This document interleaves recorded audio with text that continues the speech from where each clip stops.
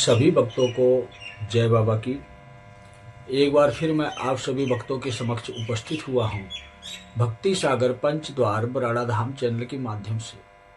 देखो, इससे पहले हमने जो आप लोगों को वीडियो दी थी वो शंकराचार्य जी के ऊपर दी थी, स्वामी मुक्तेश्वरानंद जी के ऊपर दी थी वीडियो कि मुक्तेश्वरानंद जी महाराज का जीवन भी खतरे में आ गया, सिंहासन भी खतरे में आ गया और अब उनके अधीन रहने वाले बड़े बड़े मंडलेश्वर, कथावाचक या जो भी इंसान रहते हैं उनका भी जीवन खतरे में आ गया है। तीनों चरण शुरू हो गया है। मतलब ये कि धर्म गुरुओं के जीवन में तीन चरण के माध्यम से उनका जीवन भी बर्बाद होगा। कब बर्बाद होगा? जब वो सत्य को स्वीकार नहीं करेंगे तब बर्बाद होगा। तो सभी लोगों का सिंहासन खतरे में आ चुका है।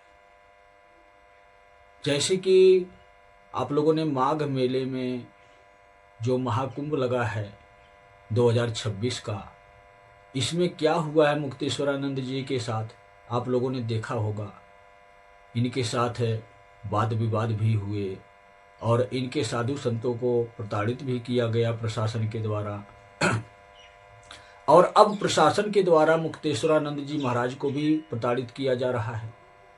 उनसे प्रमाण मांगा जा रहा है कि आप इस धर्म की गद्दी पर बैठने के लायक हैं कि नहीं हैं, और क्या आप वाकई में गुरु की गद्दी पर ही बैठे हैं या गद्दी आपने छीनी है।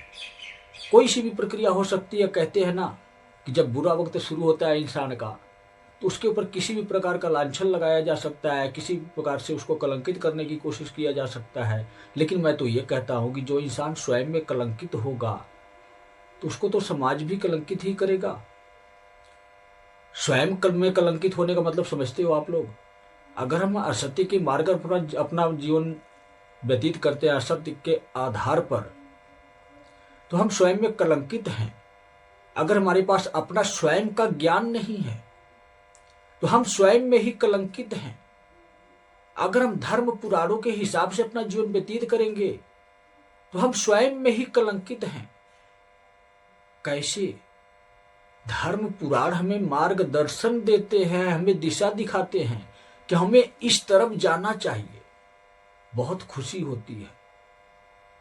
मतलब कि धर्म ग्रंथ पुराण जितने भी हैं एक प्रेरणा के लिए हमारे जीवन में आते हैं, हमें प्रेरणा देने के लिए कि देखो ये लोग कैसा कैसा अपना जीवन व्यतीत किए और किस मार्ग पर चले और किस मार्ग पर चलकर पुनः धर्म की स्थापना किए। तो हमें भी वही काम करना चाहिए कि सत्य के मार्ग पर अपने दिव्य पुरुषों के माध्यम से, दिव्य पुरुष मतलब समझते हो आप लोग, जितने भी देवी देवता अवतरित होते हैं धर्म को पुनः स्थापित करने के लिए, श्री राम जी हों, श्री कृष्ण जी हों या अन्य कोई देवी देवता हों, तो हमारे लिए प्रेरणा है, हमारे लिए सीख है कि उनकी तरह हमें भी धर्म की रक्षा करनी चाहिए।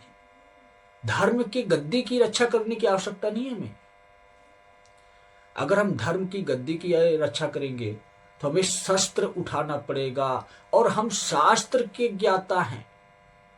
हम भली भांति जानते हैं कि भगवान कौन होते हैं।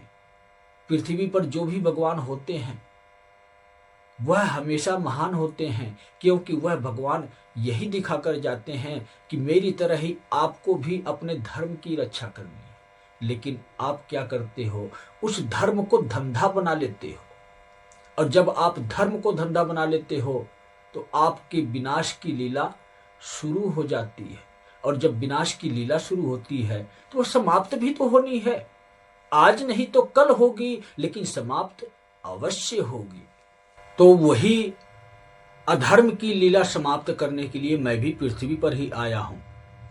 जैसे कहते हैं ना कि लीला आप शुरू करते हो, लेकिन समाप्त कौन करता है? भगवान करते हैं। क्योंकि भगवान जानते हैं कि यह फिल्म इतना टाइम ही चलनी है बस।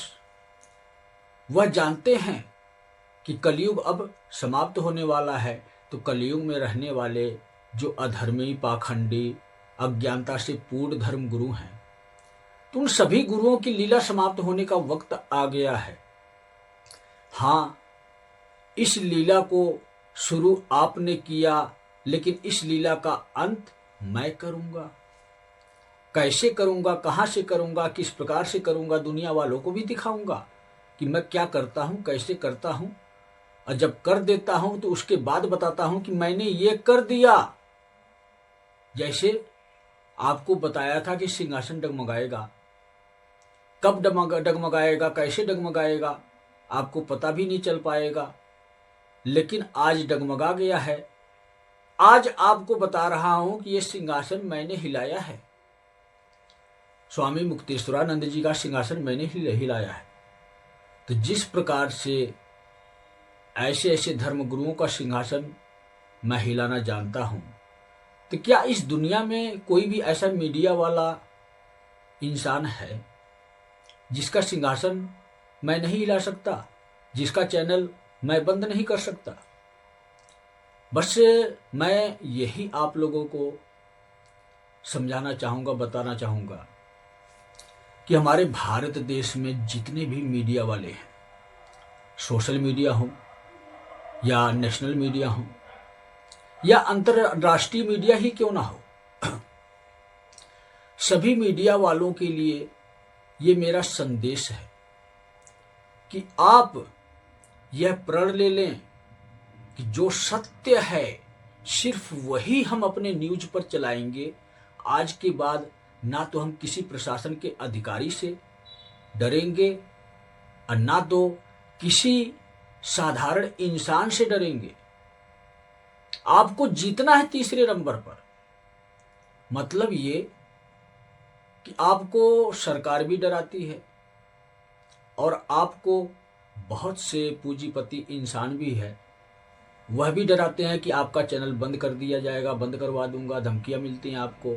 आप मजबूर होकर सत्य को नहीं रखते हो, उस सत्ता से डरते हो जो सत्या अधर्म कर रही है, अन्याय कर रही है, साधु संतों का अपमान कर रही है, उस सत्ता से आप डरते हो।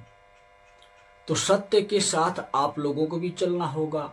अगर आप नहीं चलोगे सत्य के साथ तो संदेश कैसे पहुंचेगा सभी भगवान के भक्तों के पास? क्योंकि इंसान का पहला फर्ज, पहला दायित्व होता है कि सत्य के आधार पर अपना जीवन व्यतीत करे। अगर आप सत्य के आधार पर अपना जीवन व्यतीत नहीं करोगे तो आपका जीवन भी खतरे में, और सत्य के आधार पर अपना बिजनेस नहीं चलाओगे तो आपका बिजनेस भी खतरे में, और सत्य के आधार पर दुनिया को नहीं बताओगे अपने न्यूज चैनल में कि सत्य है क्या, सच्चाई है क्या, उसको घुमा फिराकर अपनी बातों में उलझाकर पब्लिक को बेवकूफ बनाओगे। किस लिए? सिर्फ अपने फायदे के लिए, या आपका कोई सपोर्टर है, आपकी कोई सपोर्ट करने वाला कोई भी नेता, मंत्री, अधिकारी या पूंजीपति इंसान है, उसके स्वार्थ के लिए आप न्यूज को घुमा फिराकर गलत बताओगे तो आप समझो आपके साथ क्या होगा। तीनों हदें आपने पार कर दी, और जब ये तीनों हदें इंसान पार कर देता है तब कौन आता है? मतलब युग कौन सा है? 3 युग के बाद कलयुग आया है और कलयुग राक्षसों का युग है। तो आपने 3 हदें पार कर दी, चौथे हद आपने तोड़ दी हमेशा के लिए। कलयुग में रहकर सत्य को भूल गए। चैनल आपका न्यूज चैनल है, समाचार पत्र है, लेकिन आप क्या दिखाते हो, क्या बताते हो? असत्य मिक्स करके न्यूज को बदलकर अलग तरह से पेश करते हो। अगर आपने ऐसा किया तो कलयुग तो जा रहा है, तो आपने चौथी हद तोड़ी है। तो 5वें स्तर पर कलयुग के बाद शिव युग आ रहा है। जब कलयुग के बाद शिव युग आ रहा है 5वें स्तर पर, तो आपने भी चारों स्तर पूर्ण कर लिए हैं। पांचवें स्तर पर आपके लिए शिव आ रहे हैं। लेकिन शिव किनको मिलते हैं? जो सच्चे इंसान होते हैं, जो सत्य के आधार पर अपना जीवन व्यतीत करते हैं, जो सत्य के आधार पर चलने के लिए सभी इंसानों को प्रेरणा देते हैं। अगर आप सत्य खबर दिखाओगे, सत्य न्यूज दिखाओगे तो आपको शिव मिलेंगे। लेकिन अगर आप असत्य के मार्ग पर चलोगे और असत्य समाज में पेश करोगे, किसी पूंजीपति, किसी नेता मंत्री अधिकारी के फायदे के लिए आप अपने विचार व्यक्त करोगे, यह भी अधर्म है, यह भी पाप है। तो आपके लिए शिव नहीं आए हैं, आपके लिए महाकाल आए हैं। और महाकाल का ही अवतार हुआ है अब की बार। शिव का अवतार नहीं हुआ है, विष्णु का अवतार नहीं हुआ है। शिव की शक्ति आई है, शिव की ऊर्जा आई है। अवतार हुआ है किसका? महाकाल का। और उस महाकाल का नाम क्या है? कौन से महाकाल का? शिव के रौद्र रूप को महाकाल कहते हैं और कलयुग के इंसान स्वरूप को काल पुरुष कहते हैं। तो अवतार किसका हुआ है? काल पुरुष का। काल किसके बनकर आए हैं? वह पुरुष, वह इंसान अधर्मियों के काल बनकर आए हैं। चाहे पूरी दुनिया में किसी भी श्रेणी में कोई भी इंसान रहता हो, आप लोग तो मीडिया वाले हो गए, लेकिन इस दुनिया में और भी लोग हो रहते हैं। चाहे कोई नेता मंत्री पदाधिकारी हो, चाहे कोई भ्रष्टाचारी हो, चाहे कोई मंडलेश्वर कथावाचक साधु संत सन्यासी हो, चाहे कोई समाज में रहने वाला पूंजीपति हो, चाहे कोई भी साधारण इंसान हो, अनेकों प्रक्रिया के लोग रहते हैं। तांत्रिक से लेकर जाड़ा झपटा करने वाले, क्या क्या मैं बताऊं, किस किस के बारे में बताऊं। इस कलयुग में अनेकों जातियां हैं, अनेकों धर्म हैं, अनेकों संस्थाएं हैं। मेन संस्था का नाम आप लोगों को बता देता हूं। हिंदू, मुस्लिम, सिख, ईसाई पूरी दुनिया जानती है, मेन संस्था यही है। लेकिन इससे अलग भी बहुत सारी संस्थाएं बन गई हैं। सब अपना अलग अलग तरीका, अलग अलग मार्ग देते हैं। सत्य ना कोई दिखाता है, सत्य ना कोई समझाता है। मैं सत्य रखने आता हूँ, सत्य बताने आता हूँ, सत्य समझाने आता हूँ और सत्य की दुनिया स्थापित होगी यह आप लोगों को दिखाने आता हूँ आपके सामने। अगर सत्य के आधार पर आप लोग नहीं चलोगे तो दुनिया कैसे चलेगी? आप लोगों के माध्यम से, न्यूज चैनल के माध्यम से, समाचार पत्र के माध्यम से दुनिया में रहने वाले सभी इंसानों तक सत्य पहुंचता है। तो सबसे पहला सुधार होना चाहिए हमारे समाज में। तो कहाँ होना चाहिए? मीडिया के अंदर होना चाहिए। मीडिया के अंदर सबसे पहला सुधार बहुत ही आवश्यक है। और यह सुधार जो भी चैनल नहीं लेकर आएगा, न्यूज चैनल जितने भी इस दुनिया में, संसार में, देश में हैं, वो चैनल बंद हो जाएगा। और उसके बाद उस इंसान को सजा घोषित कर दी जाएगी। सजा क्या मिलेगी, कब मिलेगी, कैसे मिलेगी, आपको समझ में आ जाएगा। मेरी वीडियो के माध्यम से ही समझ में आ जाएगा। क्योंकि हमने क्या टाइम दिया है आप लोगों को? 2025 की जुलाई पूर्णिमा से अधर्मियों के लिए लगभग 6 महीने दिया है। तो आप 2025 की जुलाई पूर्णिमा से 6 महीने गिनती कर लो, वो पूर्ण हो चुके हैं। अब तो सजा देने का समय शुरू हो चुका है और यह आखिरी वार्निंग आप लोगों को दी जा रही है, जितने भी न्यूज चैनल वाले हैं। इससे पहले भी आप लोगों को वार्निंग दी थी, समझाए थे, बताए थे, रास्ता भी दिखाए थे कि स्वयं भी शिव की शरण में रहो, शिव युग के 3 नियमों का पालन करो और दूसरों को भी बताओ, समझाओ भी, इस समाज को भी सिखाओ कि स्वयं पर भरोसा रखो, अधर्मियों पर भरोसा ना रखो।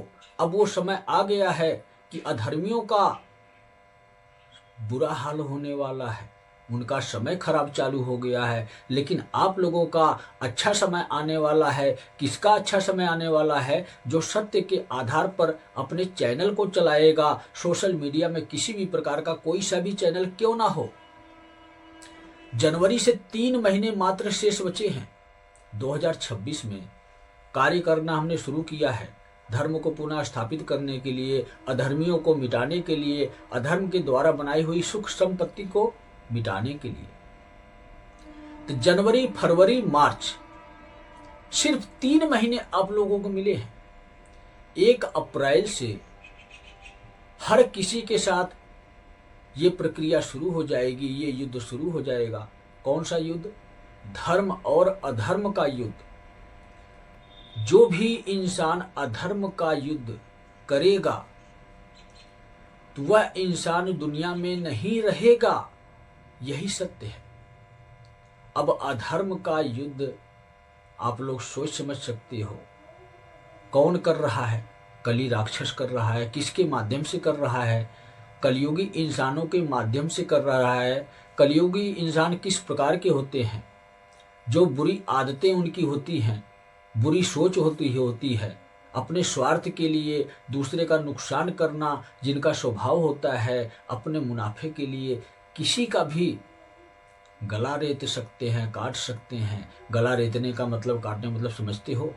ये मुहावरा है कि हम अपने मुनाफे के लिए किसी का बहुत बड़ा नुकसान कर दें तो उसको कहते हैं कि गला रेतना, गला काटना। ये मुहावरा है, क्योंकि अधर्मी हमेशा अधर्मी होता है, वो अपने स्वार्थ के लिए कुछ भी करता है। इस प्रकार का स्वार्थ हमारे समाज में किसी भी इंसान के अंदर नहीं रहना चाहिए। खास करके मैं यह वीडियो जारी कर रहा हूँ सभी न्यूज़ चैनल वालों के लिए कि सत्य खबर ही दिखाएं, असत्य से दुनिया वालों को दूर भगाएं। मतलब जब आप असत्य खबर, झूठी खबर दुनिया में पेश करना बंद कर दोगे, बढ़ा चढ़ाकर अपने स्वार्थ के लिए, अपने मुनाफे के लिए, अपने फायदे के लिए, अपने खास मित्रों के लिए। खास मित्र आपके कौन हो सकते हैं? जो भी राजनीतिक दल के मदद करने वाले लोग होते हैं या धर्माचार्य कोई होते हैं। धर्माचार्य में मतलब मेरा ये है कि बहुत से लोग अपने आप को ऊंचा चढ़ाने के लिए न्यूज़ चैनल का भी सहारा लेते हैं और न्यूज़ चैनल वाले उनको श्रेष्ठ महान बताते हैं, तो वो धर्माचार्य भी अधर्मी है। तो इस प्रकार के ना तो धर्माचार्य कोई बचेंगे, ना ही कोई चैनल वाले बचेंगे, ना ही कोई साधारण इंसान दुनिया में कोई भी बचेगा। सजा हर किसी को मिलेगी। अपने चैनल पर मैं जो भी वीडियो जारी करता हूँ सत्य के आधार पर जारी करता हूँ, और जो होने वाली घटनाएं हैं आज के समय में वो बताता हूँ आप लोगों को। किस लिए बताता हूँ? सिर्फ इसलिए बताता हूँ कि आप स्वयं को पहचान सको, स्वयं को जगा सको और दुनिया में होने वाली हरकतों को समझ सको कि यह दुनिया में घटनाएं, दुर्घटनाएं, प्राकृतिक आपदाएं अगर आ रही हैं, हो रहा है तो क्यों हो रहा है? क्योंकि अधर्मियों का अंत होना है। जो इंसान अपने आप को नहीं पहचान पाता है उस इंसान का भी अंत हो जाता है। बहुत गहरी बातें हैं ये, हर कोई मेरी बातों को समझ नहीं पाता है। जो समझता है वह जानता है कि मैं क्या बताता हूँ, क्या समझाता हूँ। मुंह के शब्द तो अच्छे होते हैं, लेकिन आप समझ नहीं पाते हो तो वही मेरे मुख के शब्द कड़वे हो जाते हैं, बुरे हो जाते हैं। तो गलती आपकी है, मेरी गलती नहीं है। मैं कभी भी अशब्द का उपयोग नहीं करता हूँ, कभी भी आपको गलत नहीं कहता हूँ, कभी भी आपको बुरा नहीं कहता हूँ।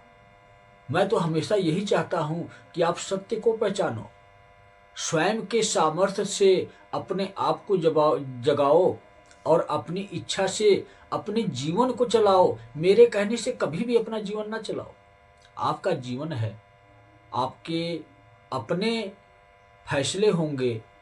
फैसला आप जो भी लोगे, अच्छा लोगे, बुरा लोगे, वो आपकी सोच है, वो आपकी समझ है। जो भी फैसला लोगे मैं समझता हूँ कि आप उचित फैसला लोगे, इसलिए आपकी ज़िंदगी आपकी है।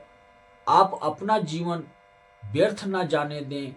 सत्य के लिए लड़ना सीखें और सत्य के लिए कहते हैं ना कि सिर कटाना भी सीखें। सत्य के लिए, असत्य के लिए नहीं। और जो इंसान सत्य के लिए सिर कटाने के लिए जाता है उसका सिर कभी भी भगवान कटने नहीं देते हैं, उसको कभी भी भगवान मरने नहीं देते हैं। और वही इंसान कल्कि के योद्धा कहलाते हैं। तो कल्कि की योद्धा जितने भी इस दुनिया में बनेंगे कभी भी उसको मारने वाला शत्रु उसका पैदा नहीं हुआ है कि जो उसको मृत्यु दंड दे सके।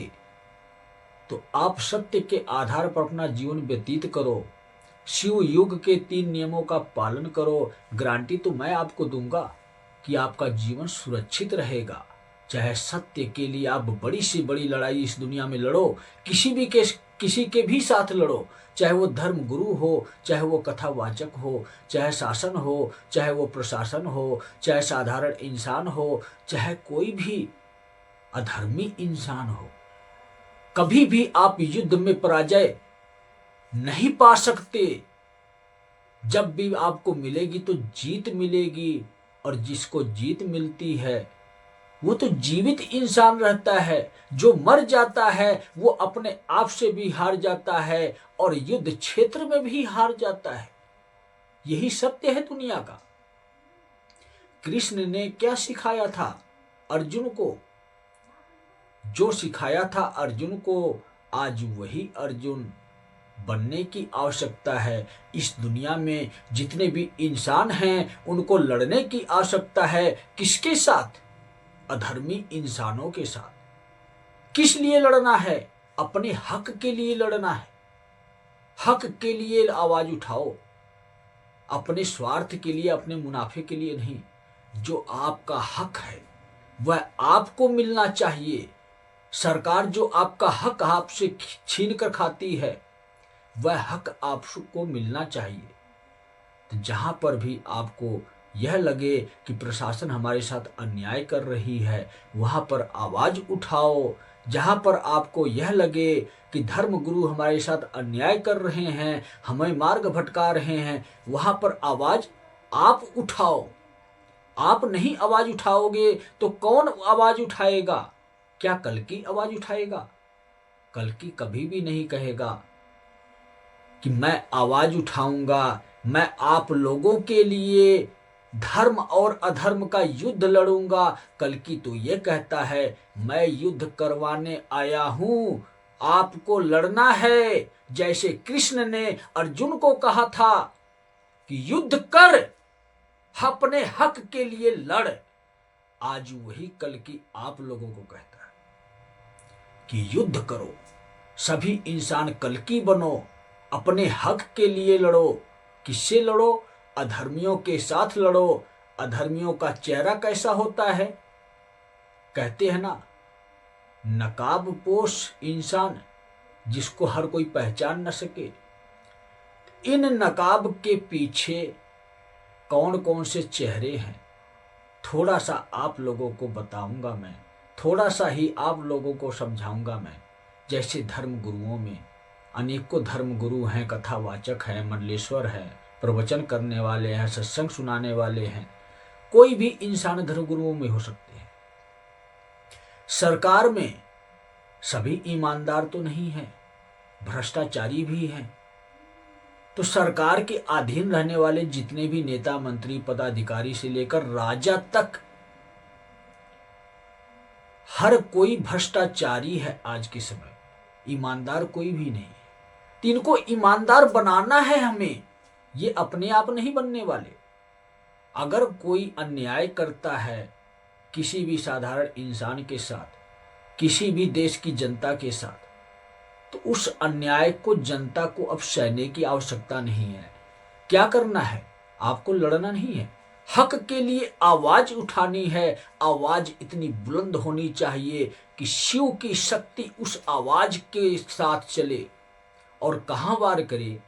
उस अधर्मी इंसान पर जिसने आपका जीवन नरक बनाया है, जिसने आपकी हक की कमाई खाई है। चाहे वो साधारण इंसान हो, चाहे वो नेता, मंत्री, पुलिस अधिकारी या अन्य समाज का कोई इंसान हो, चाहे वह स्वयं क्यों ना राजा हो, उस देश का राजा हो,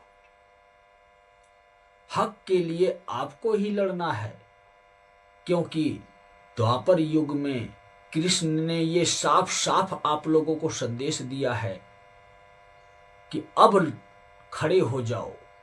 धर्म और अधर्म की युद्ध के लिए कल्कि की सेना का चयन हो रहा है। जो इंसान लिस्ट में आ जाएगा कि धर्म और अधर्म के युद्ध में मैं कल्कि की तरफ से योद्धा बनूंगा, वही इंसान जीवित रहेगा। जो कली की तरफ से योद्धा बनेगा उसकी तो मृत्यु निश्चित कर दी गई है, सिर्फ नाम चढ़ाना बाकी है। सभी इंसानों की, जितने भी अधर्मी इंसान हैं दुनिया में, सबका चयन हो चुका है कि कौन योद्धा बनेगा। लेकिन योद्धा दो प्रकार के बनते हैं, एक धर्म के साथ खड़े होते हैं, एक अधर्म के साथ खड़े होते हैं। तो आप कौन सा योद्धा बनोगे? कली राक्षस की सेना के योद्धा बनोगे या कल्कि की सेना के योद्धा बनोगे? बस फैसला मैं आपको सुना देता हूं। कल्कि की सेना का योद्धा जो बनेगा वो जीवित रहेगा। कली की सेना का योद्धा जो बनेगा उसकी मृत्यु निश्चित कर दी गई है, सिर्फ शकल आपकी होगी। और वह शकल कौन सी है दुनिया में रहने वाले इंसानों की? सभी लोग अपने बारे में सोचो, क्या मेरी वो शकल हो सकती है? कहीं मैं कली राक्षस की सेना का योद्धा बन गया तो आपकी शकल दुनिया में नहीं दिखेगी, आपका शरीर दुनिया में नहीं रहेगा, आपका शरीर नष्ट कर दिया जाएगा। तो इच्छा आपकी है, योद्धा कौन बनना है, किसको बनना है, किस प्रकार से बनना है। प्रक्रिया सिर्फ एक ही है, रास्ता सिर्फ एक ही है। योद्धा अगर आप बनना चाहते हो कल्कि की सेना का योद्धा, तो आपको कुछ करना होगा। करना क्या है? शिव युग के 3 नियमों का पालन करना है। और 3 युग के बाद चौथे युग में शिव युग आ रहा है। और इस शिव युग में वही 3 नियम बताए जा रहे हैं, वही 3 नियम सिखाए जा रहे हैं जो शिव ने दिए हैं। शिव ने यही सभी इंसानों को बताया है कि यही प्रक्रिया सबसे श्रेष्ठ प्रक्रिया है, अपने बुरे कर्मों को नष्ट करने की प्रक्रिया है। कौन सी प्रक्रिया? ओम नमः शिवाय मंत्र की जाप करने की प्रक्रिया। और कौन सी प्रक्रिया? शिवलिंग पर जल चढ़ाने की प्रक्रिया। और कौन सी प्रक्रिया? शिव के नाम का हवन यज्ञ करने की प्रक्रिया। ज्यादा नहीं तो महीने में एक ही हवन अवश्य करना चाहिए। यही 3 प्रक्रिया सर्वश्रेष्ठ प्रक्रिया है। जो इंसान इस प्रक्रिया से अपना जीवन व्यतीत करता है वो कल्कि का योद्धा कहलाता है। और उस योद्धा का अंत करने वाला कोई भी इंसान पृथ्वी पर पैदा नहीं हो पाता है। और कहते हैं ना कि राक्षस बनना बहुत आसान है, भगवान बनना बहुत मुश्किल है। तो कली तो आपके अंदर घुस गया है, आपको राक्षस बनाने के लिए, अपना योद्धा बनाने के लिए आपको ट्रेनिंग भी दे रहा है।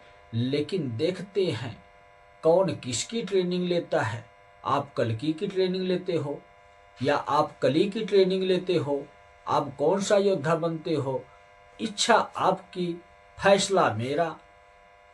आप भी फैसला करो अपने जीवन का, मैं फैसला करूंगा दुनिया में रहने वाले अधर्मी इंसानों के जीवन का। तो सोचो, समझो, विचार करो, निर्णय लो, जल्दी लो। 3 महीने ही शेष बचे हैं। जनवरी गया, फरवरी भी जाएगा, मार्च भी आएगा, इसके बाद अप्रैल आ जाएगा। अधर्मियों के लिए तबाही का समय, जो असमय होता है तबाही का। तो 3 महीने बाद चौथे महीने विनाश की लीला शुरू हो जाएगी, पूरी दुनिया में शुरू हो जाएगी। कोई भी अधर्मी शेष नहीं बचेगा।